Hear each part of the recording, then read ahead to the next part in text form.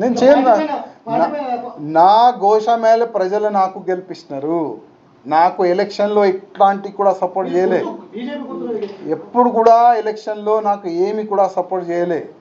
మూడోసారి కూడా గోషామేళ ప్రజలు నాకు గెలిపిస్తున్నారు. రాజీనామా ఇచ్చే అసలు అది ఆ ఛాన్స్ కూడా రాదు. నేను ఈయన కూడా ఏం చేస్తారో చేసుకోండి. గతంలో కూడా చెప్పినా ఇప్పుడు కూడా చెప్తున్నా. మీరు ఒక్కసారి ఎంక్వైరీ చేసుకోండి.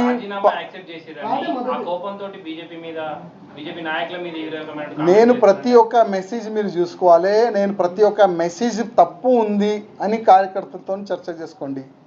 నేను ఇచ్చిన ప్రతి ఒక్క మెసేజ్ కార్యకర్తలకి ఫేవర్గా ఉంటుంది. నా మెసేజ్ వాళ్ళు చేస్తున్న తప్పులు ఓకే, బీజేపీలో ఉన్న కొంతమంది భయపడి మాట్లాడరు.